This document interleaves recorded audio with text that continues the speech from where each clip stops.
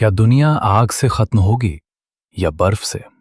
आज हम पढ़ेंगे क्लास 10 इंग्लिश की famous poem fire and ice, आसान हिंदी में। इस कविता के कवि हैं रॉबर्ट फ्रॉस्ट।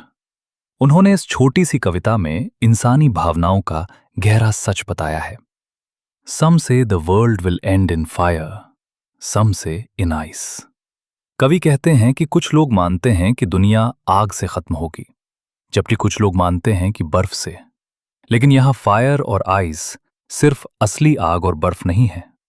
फायर इंसान की इच्छाओं, लालच और गुस्से का प्रतीक है, और आइस नफरत, ठंडेपन और संवेदनहीनता का प्रतीक है। From what I have tested of desire, I hold with those who favour fire. कवि कहते हैं कि उन्होंने इंसानी डिजायर्स यानी इच्छाओं को करीब से देखा है। लालच और जरूरत से ज्यादा इच्छाएं इंसान को विनाश की तरफ ले जाती हैं। इसलिए उन्हें लगता है कि दुनिया डिजायर्स की वजह से खत्म हो सकती है। But if it had to perish twice, I think I know enough of hate. लेकिन कवि ये भी कहते हैं कि अगर दुनिया दूसरी बार खत्म हो तो हेट यानी नफरत भी उतनी ही खतरनाक है। Say that for destruction ice is also great and would suffice। यहां आइस हेट्रेड और कोल्ड इमोशंस का सिंबल है। नफरत इंसान को अंदर से कठोर बना देती है।